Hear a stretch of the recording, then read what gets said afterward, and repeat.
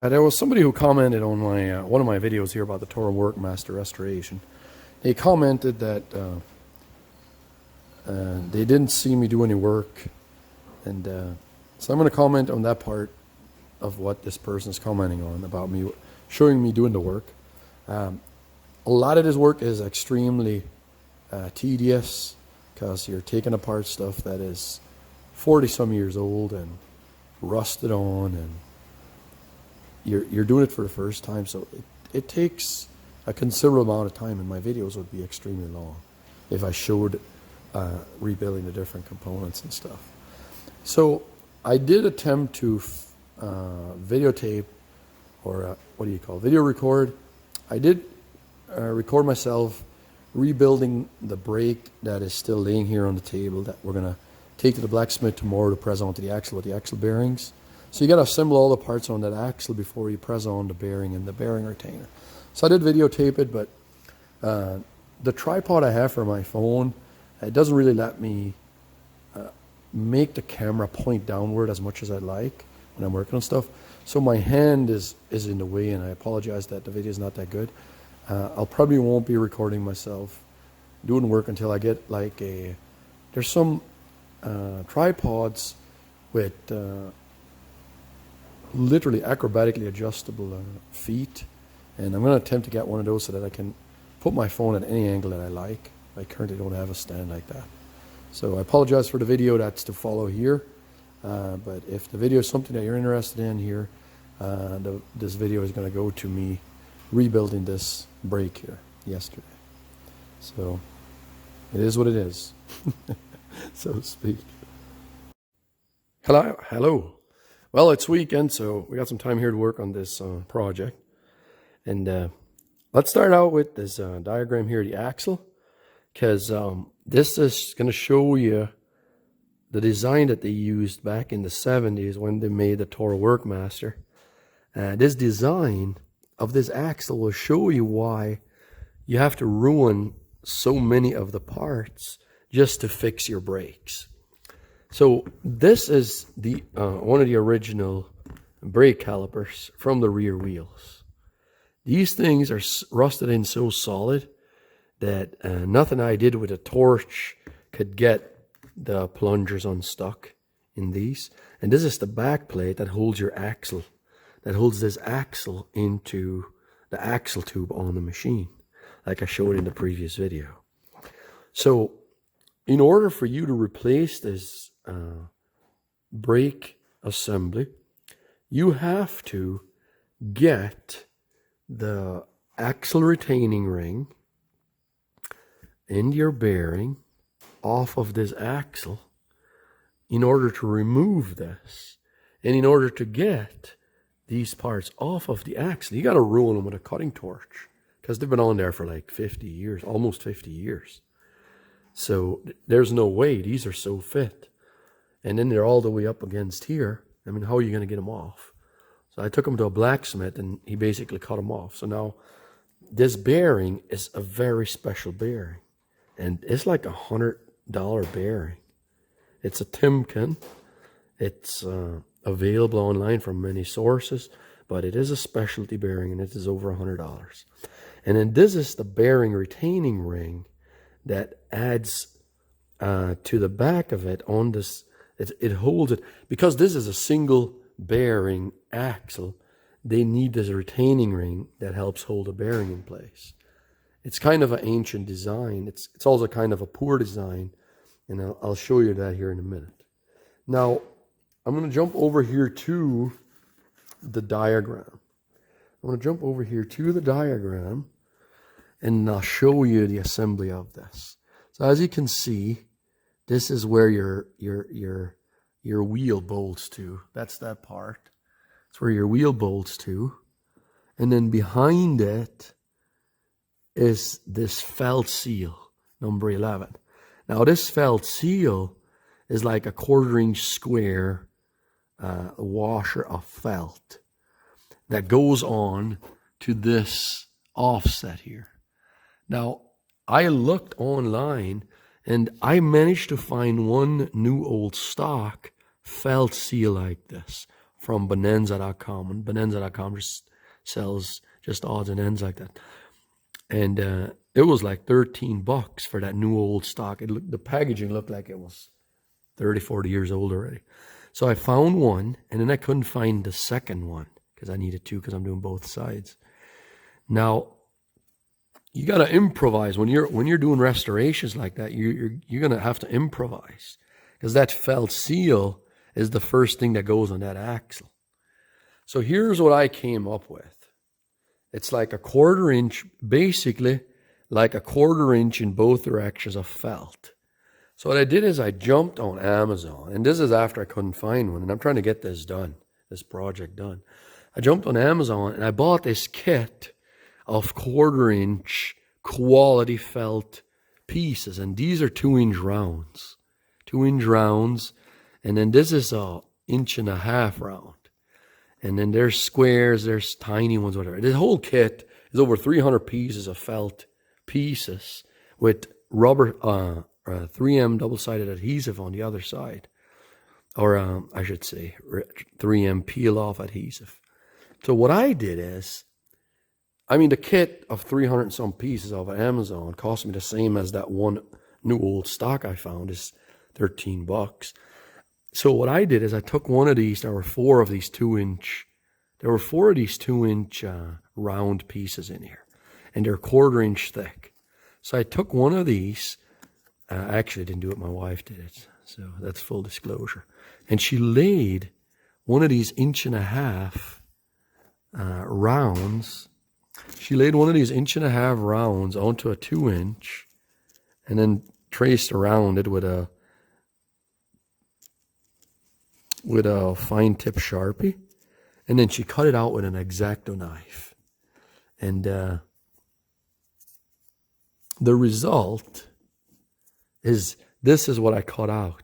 Kind of a bit crooked, but the result that I cut out is this 1/4 inch by 1/4 inch felt washer. So let's see here. Let's slide it on down. Let's see if it fits onto that machined offset on the axle. Look, perfect. Fits perfect. So there's your felt seal. And then the back plate, this presses against this, and you barely see the felt washer. So that fit really nice. I think if I flip it, it goes on even nicer. And then what I'll do is I'll peel off the back, and I'll fix it. I'll affix it to here. But there you go. That's a 2-inch with a 1.5-inch center hole. So that's how you can improvise and stuff like that when you're storing something. So in there, we got ourselves the felt washer by improvising. And I'll put a link in the description below in case you want. If you need a kit of felt parts like this, you can just grab it from Bezos Jungle or Amazon. So I'll put a link in the description. That's a really nice kit. Got all kinds of pieces, squares, rounds, different sizes. There's even some rubber ones for cabinet doors. So that's how we got around the seal that we didn't have or couldn't get. Then you go to, then now you see that these brake shoes are attached to this assembly. Now this is the assembly that's all rusted up, so we're not going to use that anymore. That's got to be replaced, because the whole reason why we had to ruin the bearing and the bearing retainer to get this rusted up piece off, that's why we're replacing it with this new one, and here's the new one. So we're going to assemble it with this.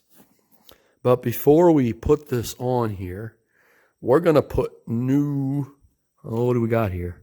New shoes. And the reason we're going to put new shoes is that if you look at this one, it's so worn down on one end that even the corner broke off of it, and it's almost down to the rivets. Look how thin it is on this side. See how crooked it's worn? How thin? So we end up, whatever. We decided we're going to get new pads. And so I jumped on the old internet, found this kit. So we're going to do both sides. Everybody's going to get new shoes. And let's just see here. These came in the mail today. Just going to make sure they're the same. What do you think? Are they the same? Oh, yeah, they're the same. These are for 1975 to 1981 E-Z-GO golf carts. That's what they used back then. So we got brand new pads. We're going to do this right. We're not going to skim. So we got new pads. So now we got everything. So we're going to jump over to the smithy on Monday. And we're going to get this all. I'll assemble all this. I'll assemble these shoes with the springs and the adjuster and these plates. And this is the park brake piece. I'll get this all assembled onto here. I don't know if I threw the other one away. But when you take this apart with a torch, when you take this stuff off with a torch, the heat from your torch and off the bearings ruins this plastic back plate. It just melts it to heck. So I had to get a new one of that. And I accidentally got the wrong one. The hole was missing here, so I cut that out with a Dremel. So now, let's see if I did a good enough job. Here. So this is the back of the brake where the brake line goes into it. So even you cut this out correctly, these 4 mounting holes that hold your axle on have to line up. And then up here, this has to go right. Yeah, I think we're good. So yeah, there's the new back plate that we had to get. And this stuff is all vintage. It's super expensive. This plate is like $60. And then this is the new assembly piece. So we're going to assemble all this and get it ready to take to the blacksmith. And so let's back to the diagram here. So there's our felt seal. There's our brake assembly. This is the plastic back plate. We got that. Our axle seal is still really good. There's nothing wrong with it. It's separated nicely. This is the bearing. We got the bearing. And behind the bearing, we got the bearing retainer. And then the oil seal inside the axle. So a few inches in from the bearing in the axle tube, there's an oil seal that keeps the transmission and differential oil away from this bearing. So you gotta grease pack this bearing.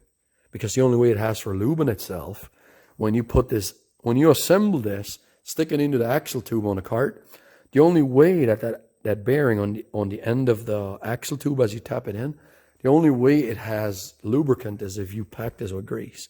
Now, we can't pack this with grease until the blacksmith gets this all assembled onto here. Because he puts these 2 pieces in boiling oil, and not quite boiling, but he has got this cauldron of boiling oil. I don't know how to say boiling, but it's really hot oil. Puts it in, and it expands just enough for him to slide this down here, and it just taps onto here where it's supposed to. He measures 21.5 inches down is where this should be. So he measures from the end of the shaft down to this. So it's like 21.5 inches down from the end of the axle. That's how you know how far down it is. Now the original, and then this goes behind it. So it doesn't matter where you put this as long as you bring it up against this one, the bearing is in the correct place. Now the original bearing was a 2-piece bearing, like we said in the last video. This is a single piece now. Now, if you want, see this ring here? There's a ring here that you can take out. You can take out one of these rings, either this ring or that ring, and it will let the raise be removed from the rollers, and it'll turn it into a 2-piece bearing. And that way, you can tap just the raised part of the bearing into the axle tube, and then just slide the axle with the cone part of the bearing into it. So this is the separated raise. This is the original bearing raise. So that was tapped into the end of the axle, and then the cone part of the bearing was on that, and then you just slid it in there. So I can't pack this with grease because he's putting it in really hot oil, and it would just melt the grease off. But then when he gets these on, and they cool down, these 2 pieces will cool down, then they'll get really tight on here, and then I'll go ahead and pack it with grease before sliding it into the axle tube on the cart. So that's how that works. Now, on the other side that I already assembled, we removed this ring so it was a two-piece bearing, and we could do the same on this. We'll see. We'll see what he wants to do. But that's how it works. So our gasket is still good. We got the bearing retainer, the seal is good. And this is your handbrake lever that presses the brake shoes apart, and when you pull the handbrake lever. So that's where we're at. We got everything, and this weekend we'll get it all ready and assembled to take over to the blacksmith and get it all pressed on. So I'll get this all ready here. I'm not sure I'm going to film it. I don't do really well assembling stuff. It takes me a considerable amount of time, and it's pretty boring watching me. So I'm not sure I'll film that part of the process. Okay, so here we got the new back plate. I'm going to see if you can see what I'm doing here. Here we got the new back plate, brand new assembly. So I'm going to show you what I do when I assemble these. Get yourself some premium brake and caliper grease from your local auto store, or order it online, whichever you prefer. And then we'll lube the central points where it moves. So I'm going to bring this plate of parts over here. There's not many parts to it. So we can't put the handbrake part on before we do the back plate. So at some point I'll do that. But right now let's focus on just getting the brake shoes assembled on this assembly, on this back plate. I'll bring all the parts over here. I'll bring the springs. So we got the new shoes. I don't know how much you'll see from me here. My stand, I got a camera stand, but the up and down is really adjustable, but the angle of the phone on the stand is not. So I kind of don't like that aspect of it. I have to figure out something else. So I don't know how much you'll be able to see me here. So I got the brake pads laying out here. This is the way the top hole should go. They're lined up. So we got this. So now I'll bring over the springs from the old brakes. I'll bring over the springs from the old brakes and put them in the holes. So take pictures of stuff. When you take stuff apart, take pictures so that you know what you're doing. There we go. That's that. Those are the springs. That's what holds them in place. And then there's some metal spring-loaded clips that go on these. I'll get these from this plate. Well, let's lube it up first. Let's throw some lube on these key movement points here. So these smooth machine surfaces is where the brake moves. And then flip it over, put some grease on these main machine points. There's 3 of them. 1, 2, 1, 2, and then you flip it over, there's one in the front. And you could also put some on this peg where the spring turns. All it would do is make it so it doesn't rust. Because remember how rusty everything was. Get a bit of grease on there, and perhaps it'll keep it from rusting so quickly. Because this is all, I don't know how treated this stuff is. So in these tabs, there's a part that lays on these tabs that is going to cover the grease, but it's okay. It's a spring-loaded part. So here, lube these points because that's where the brake pad slides with its body. And then bring this over like that. And we'll show you. See these spring-loaded clips? These spring-loaded clips lay on these tabs. And if the grease does anything, maybe it'll hold it from rusting on the tabs that these lay on.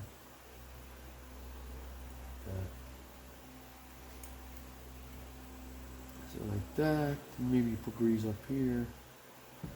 Yeah, I would put grease up here. Your finger here. So if you have, if you're afraid of grease on your fingers, you can wear gloves. I have gloves here, but a lot of times I don't even bother with gloves. Unless I'm doing stuff with gasoline, I always wear gloves. Okay, so let's grab one of these pads, for this side. And what we'll do is, you got to work it in. So put the spring on the post, and then work the pad behind the first tab. Maybe you twist it and get it back there. Let's see what we can See how we can get it back there. So you got to press down on the spring-loaded clip to make it go behind. See, the spring-loaded clip is supposed to press against the brake shoe. I guess that's how it maintains pressure on it. I got it behind it on one of them. Sometimes a tool will work way better than your fingers, like that. Boom. So that one is back there. So now that spring-loaded clip is present against the, and then this, the spring, bring the spring up, and you got to put the spring over this. Oh, there you go. So now the spring is loaded on both ends. Okay, so now we'll grab the other one. We'll grab the other one. So we got grease on the post. Not much. Let me grab some more. We'll put some grease on the post.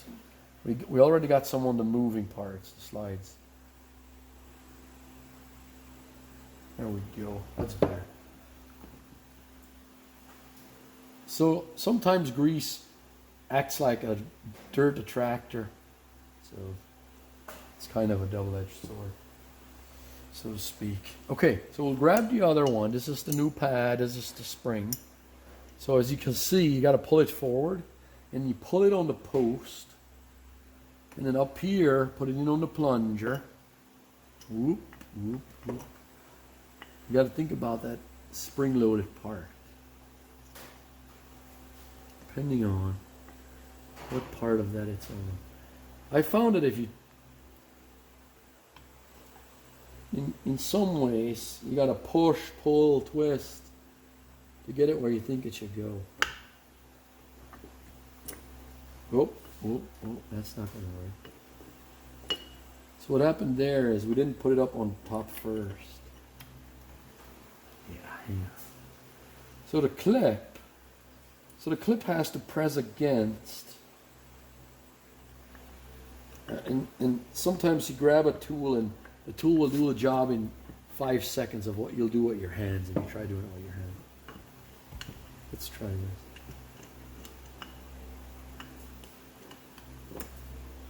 Let's try sliding that in first, like that. See? Then bring in the spring forward. That was much faster, much quicker.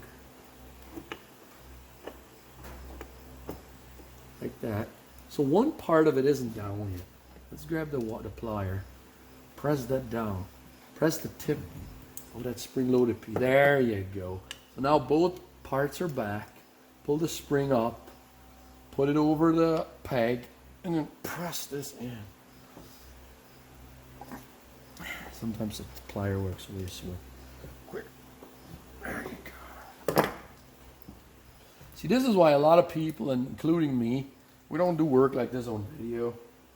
Because you're huffing and puffing, and sometimes you say bad words, and maybe you're swigging beer.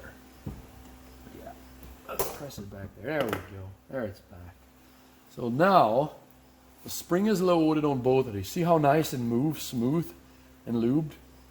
Now you got both ends of the spring are loaded. So the spring is wound. It's on the peg. We got the main points lube. We got our clip pressing. See the clips from the back? So these clips with the points, they hold the pad forward. Brakes are kind of touchy. They're spring loaded in multiple ways. But there, that assembly's done. So now before we put on the handbrake horseshoe part, we got to put the plastic cover on the back. We can't put the handbrake part in place without the dust cap. So the dust cap is this. This is what protects everything from dust and stuff. And it's also the mounting plate that holds the bearing in. It's kind of like the last line of defense in front of the bearing. So you put that in place like that, and now we can put the horseshoe part in place. I put the horseshoe part in place with the clips. So that's the left side, which means the horseshoe will go like that, because it has to push apart when you pull the cable. So that will go like that. these, I'm going to try to do this without breaking anything. See, we didn't do any of the bottom stuff. And the reason is that when we go to do these, we got to pull these apart to get these clips in here. And I might use this box. This box might actually be better than just trying to do it on the table. Okay, so let's grab the clips. These are clips. It's just these are. And then once we get these in, then we'll do the bottom. You could actually do the spring. See the spring on that pulls the pads together on the bottom? We could actually do that now, because that would actually be in our favor. It would help us. Okay, so let's do the handbrake part, and then we'll do the adjuster. Let's do that. And then when this is on the machine, it's actually easier to do it when it's on the machine. Because right now I got nothing that's holding this for me to press against it. We'll see. If it ends up being too much work, you know, without something holding this, and I don't want to wreck that back plate either. If it ends up being too much work, I think we'll just do it when it's on the machine. So we're taking this to the smitty on Monday, getting it all pressed on, and then I'll do the handbrake part. It's way easier once it's on the machine. I think we're just going to leave it. Let's just leave the handbrake part. And we'll do it on Monday with the smitty, after the smitty gets this pressed on. Okay? So that's how it works. That's how you assemble these. So if you're doing a project like this, I'm sure there's a lot of machines that have a similar style brake.